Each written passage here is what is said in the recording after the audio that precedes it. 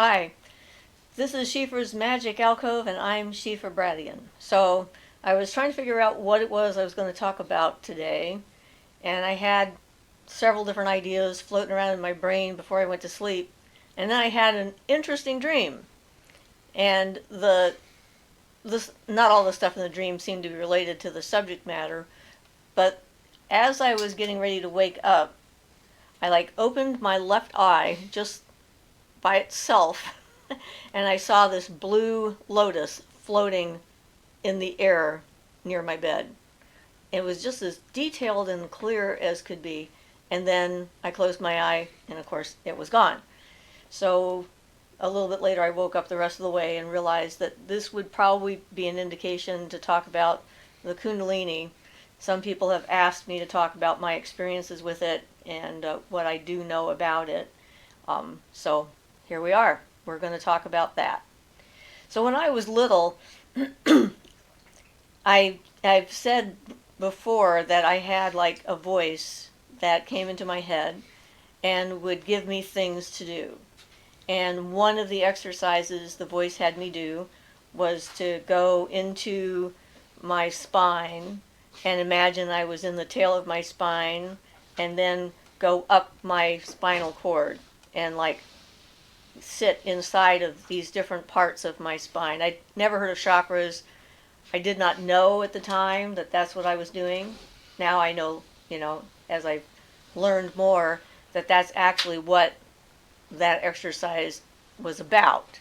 It was about becoming acquainted with those energy centers, which is part of the preparation for allowing the Kundalini to rise up through the body.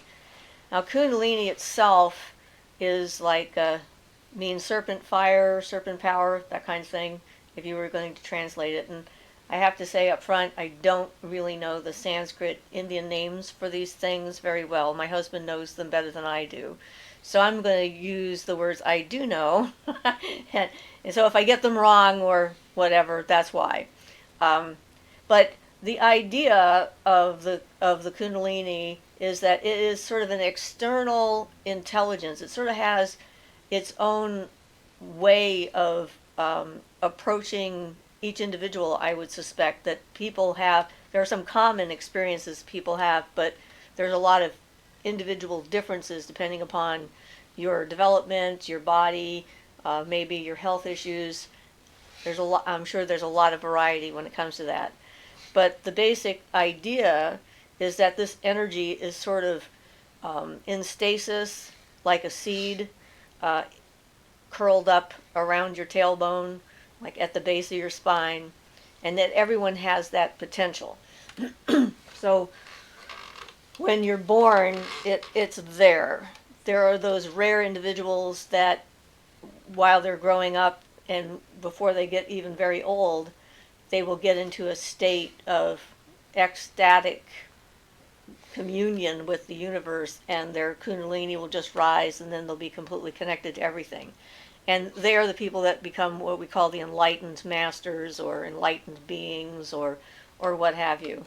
And the energy that they can produce when they are in that kind of a state is pretty remarkable. Most of us don't rise to that level. I know I don't. But, but it's part of human evolution potential.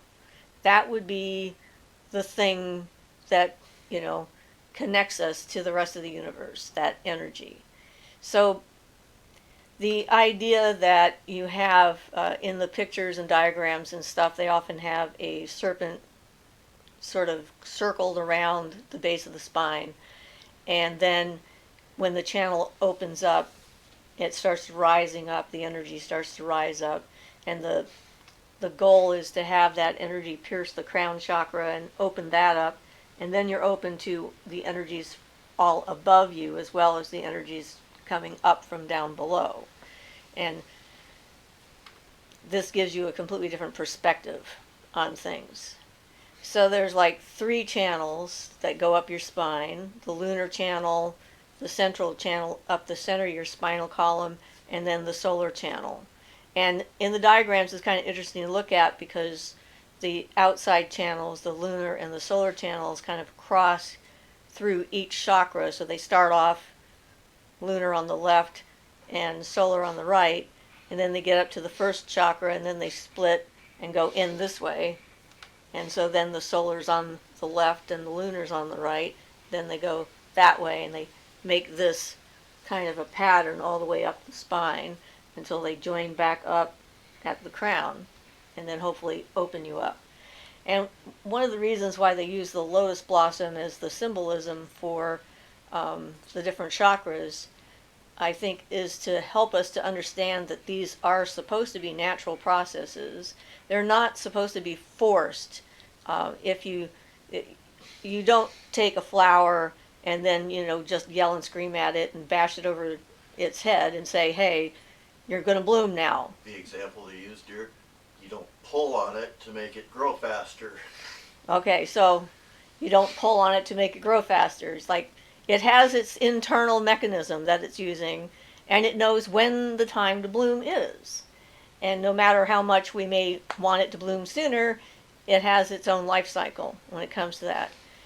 And so, like, the exercises that the voice gave me, I believe that my Kundalini was pretty much gently bubbling up at whatever level it was comfortable with bubbling throughout my childhood and my adulthood. And, it's just sort of like an easy stream of connecting energy going up my back and into the world kind of thing.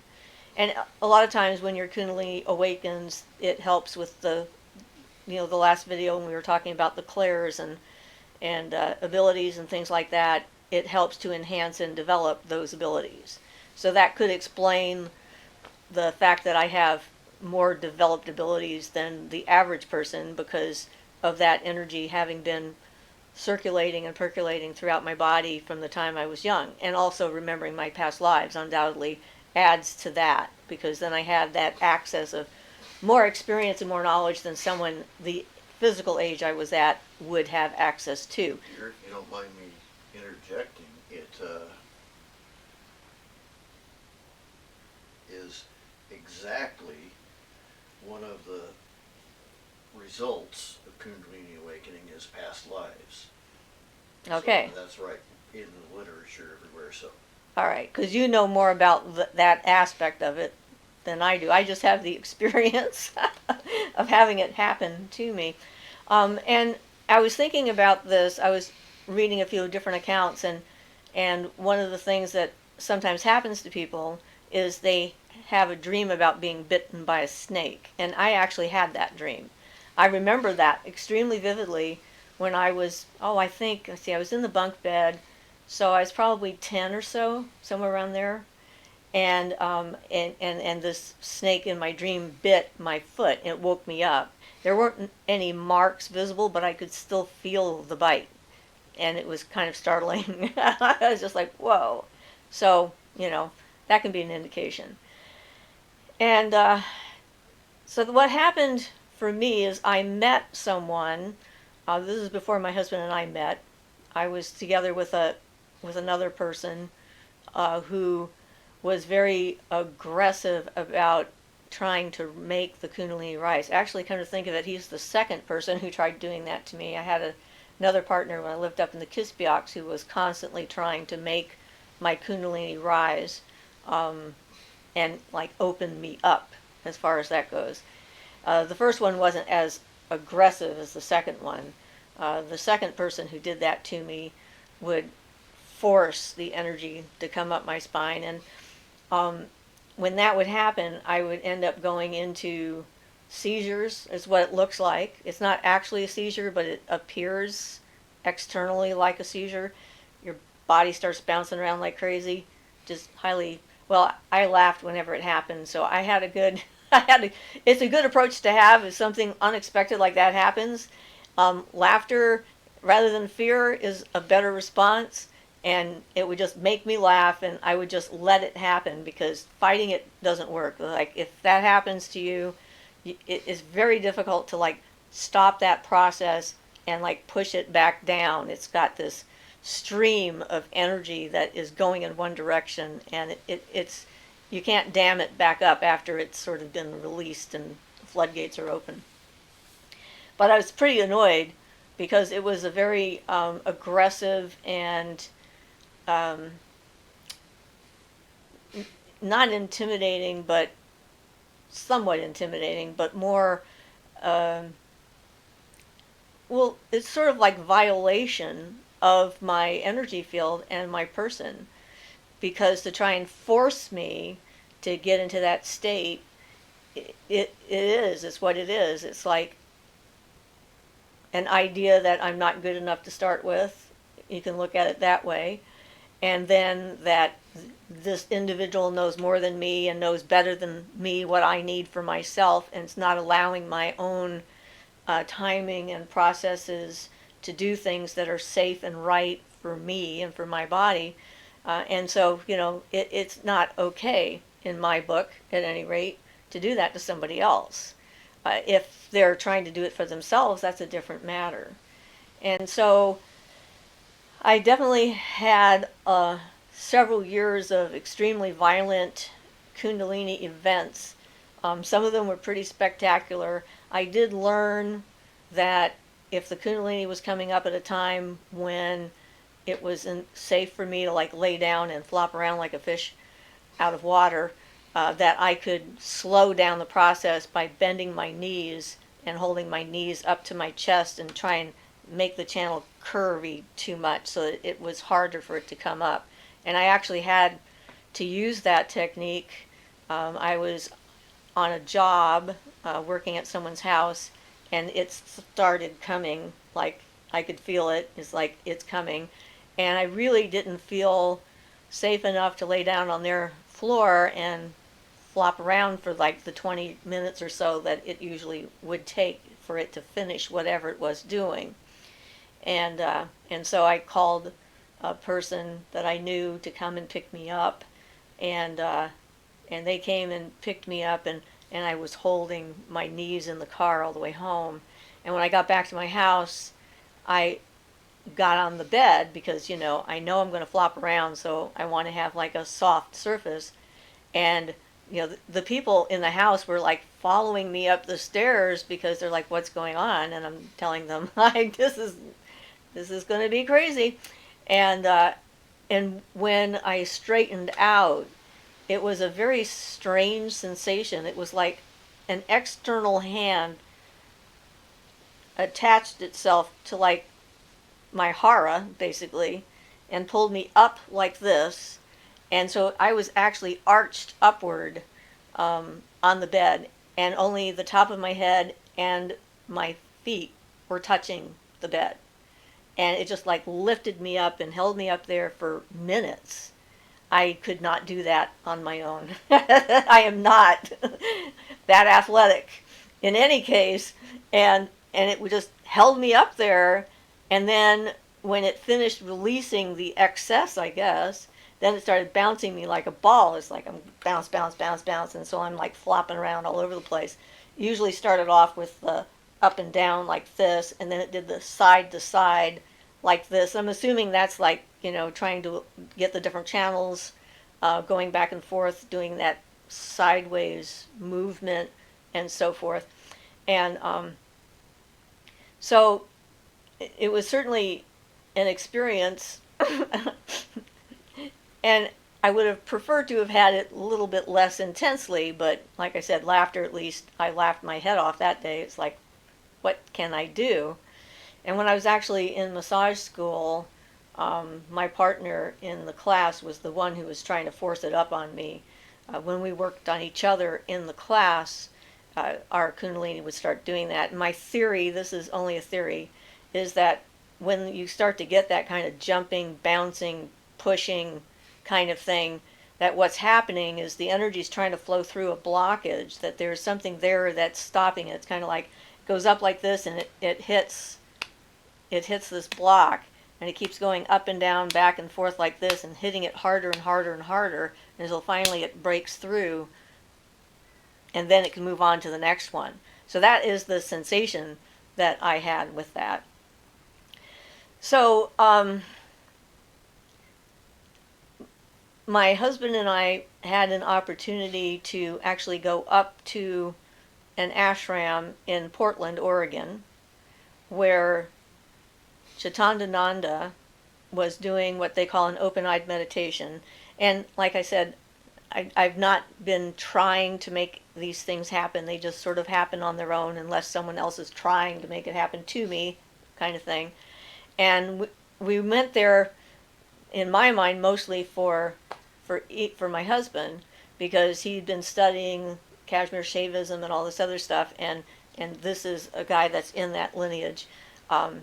And so he was very excited about us being able to go up there because it's close enough to drive to, and it wasn't too expensive because these things can cost a lot of money, which is a whole different issue. So we got up there, and if you've never been to an open-eyed meditation, it's interesting to try and describe it, because the master, guru, enlightened person, leader of the group, in this case Chittandananda, sits up on a platform that's up above the floor level, so that everyone who's sitting on the floor in front of him can see him, because part of the process is to look at the master and then try to emulate the energy that he's putting out. He just sits there and does his thing, like the feeling of connectedness and enlightenment with everything there is, and then you try to feel that, and then feel it inside yourself, and then be it.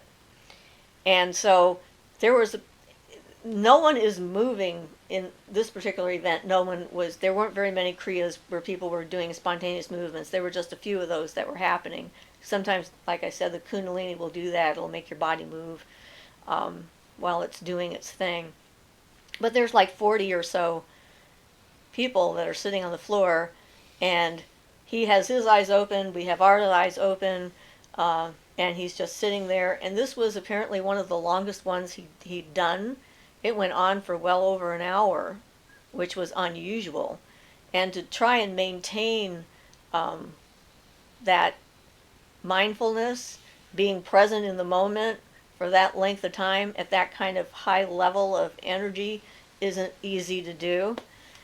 So I had some interesting experiences just in that part of what happened, because, with my clairvoyant ability and so forth, I saw some stuff more clearly in that experience than I have at any other time, pretty much. Because at one point, so I'm sitting like on this side of the room, and Swami is on that side. So his face is like looking like this, looking ahead, and I'm over here. And so I'm trying to do what we're supposed to do, and doing the breathing and stuff like that, and letting the energy flow. And then all of a sudden I see his head, not his physical head. His physical head stayed still, but his mental body, or his astral body, was like his other head turned like that and looked right at me, which was a little bit startling, and then turned back looking ahead again and went back inside the other head. So that was kind of a strange thing to see, and kind of unexpected, but it sort of validated what was going on. So he definitely noticed that I was in the room, and we had never gone to any of these before. We weren't his students. We've not been able to go back since, and maybe on some level he knew that. And my husband was hoping to get Shaktipat, which is when a Swami, Guru, Master puts his hands on your head. In this case, his hands on your head, but other ways it can happen. But they raise the Kundalini up, and they open up all those channels and just like come through. Not the way that aggressive person did to me, but in a more natural way. It's kind of hard to describe. Sweeping away the debris that stops it. Okay, sweeping away the debris that stops the Kundalini from rising. And I was hoping he was going to do this for my husband, because he was really looking forward to the possibility. And he only does this to a couple of people. I mean, he doesn't do it to everyone who comes. It's like he from his perspective, I guess, is looking at us, probably our history of lifetimes, I would imagine, from his point of view, our energy field, our development, and everything else, and then deciding whether or not it's safe or appropriate for him to do this. And so at the I did have a telepathic connection with him too during this, because at one point I said in my head, I don't think I can focus anymore. I don't think I can keep this focusing and concentration up. And I heard his voice in my head as clear as a bell saying, you've just started to scratch the surface of what you can do. And I was like, okay. So then I renewed my efforts to like, okay, I'm going to stay in the state and see what happens. And it was not long after that that he ended that part of the open-eyed meditation. And then he came down into the crowd of us. And I saw him. My husband was sitting like on my left. And I saw him go over to him and put his hands on his head and watch Ian's back arch up, like as the energy just flowed, boom, like that. And I was pretty excited. I was like, wow, this is great, because, Ian got what he was hoping for. And then he came and stood behind me, and I'm going, oh, well, okay. And he put his hands on my head, and it's kind of hard to describe what this is like, but it is incredible. The energy, it's just sweet and loving and sensual and connected energy, and it just like swelled up, and my body just arched. And actually, after we left that night, and we had that continuing to happen throughout the night. It's like there'd be waves of this energy just kind of rising up our spine and coming up out of our head. And so it was spectacular. I really enjoyed it a lot. And this is another thing. So sometimes, most of the time now, my energy just kind of does its thing and moves through it, and I don't get like the excited, extreme things that happen for some people. But every so often, I get that. I get that happening. And I'll actually feel the energy like in my rear, and I'll feel this tickly movement kind of thing happening. And if I notice that, if I relax, and it's like relaxing helps, I relax, and then the energy starts to move, and it'll start like moving up my spine. And it is a very ecstatic, energetic experience.